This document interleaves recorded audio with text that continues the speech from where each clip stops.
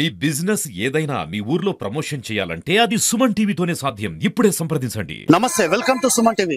ఈరోజు సిద్దిపేట జిల్లా కేంద్రంలో హరీష్ రావు మంత్రి కార్యాలయంలో రైతు రుణమాఫీ సంపూర్ణ రుణమాఫీ సాధనకై కార్యాచరణ అయితే మొదలు పెట్టారు. 6 డిమాండ్లు 6 గ్యారంటీలో భాగంగా 13 డిమాండ్లు ఖచ్చితంగా అమలు చేయాలని ఒక కార్యాచరణ అయితే తీసుకున్నారు. దానికి సంబంధించి పూర్తి వివరాలు కూడా మనం రైతులతోని అలాగే బీఆర్ఎస్ కార్యకర్తలతో మాట్లాడే ప్రయత్నం అయితే చేద్దాం.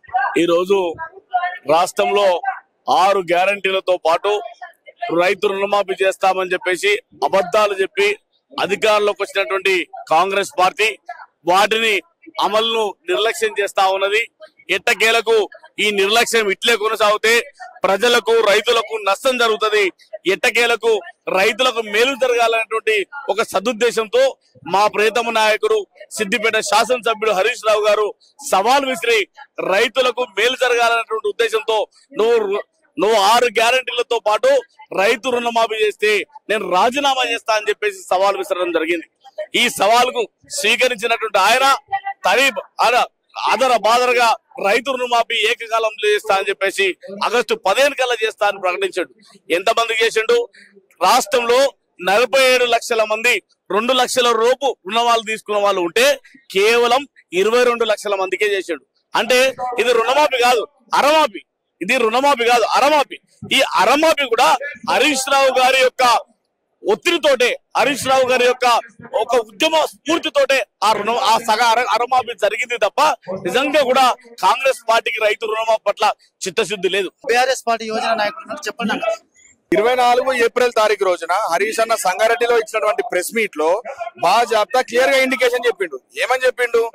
ఆగస్టు 15 కంటే ముందు, 15 ఆగస్టు కంటే ముందు 2 లక్షల సంపూర్ణ రుణమాఫీ, వాటితో పాటు 6 గ్యారంటీలు సంపూర్ణంగా అమలు చేయమని చెప్పేసి అని సవాల్ విసిరిండు. ఆ సవాల్ ను స్వీకరించకుండా గన్పార్క్ దగ్గరికి ప్రమాణ స్వీకారం చేయడానికి రాకుండా తోగముడిచినటువంటి మీ రేవంత్ రెడ్డి ఈ రోజు రుణమాఫీ చేయమంటే ఏదో అరకొర మందికి రుణమాఫీ చేసి రుణమాఫీ మొత్తం అయిపోయింది సంబరాలు చేసుకోమని ఏదో ఊకదంపుడు ఉపన్యాసాలు ఇస్తున్నారంటే చూస్తూ ఊరుకోవడానికి ఎవరు లేరు.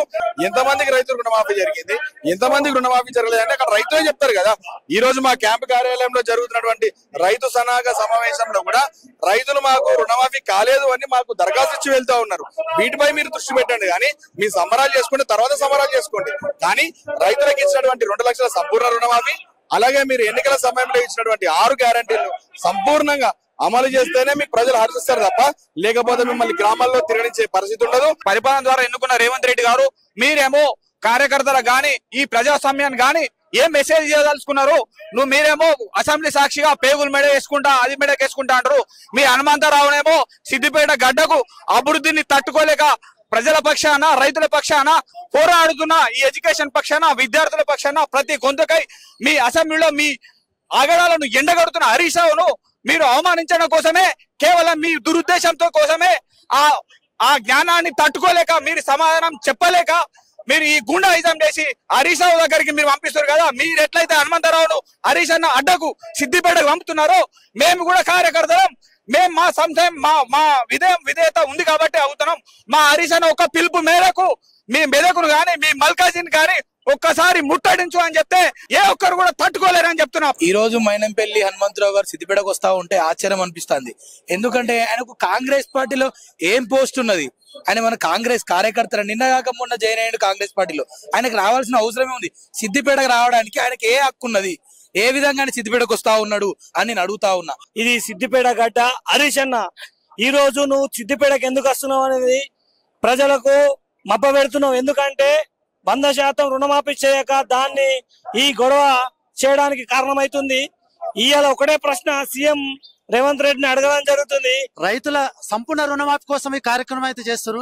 కానీ ఇదే రోజు కూడా మైనంపల్లి అతి భారీ ఎత్తున ఇక్కడికి తరలి రావడంతో ఇక్కడ బీఆర్ఎస్ కార్యకర్తలు ఇటు కాంగ్రెస్ కార్యకర్తలు పోటాపోటీ కూడా రోడ్ల మీదకి వచ్చే పరిస్థితులు అయితే ఉన్నాయి. కెమెరామెన్ రమేష్ తో భూపతి, సుమన్ టీవీ, సిద్దిపేట.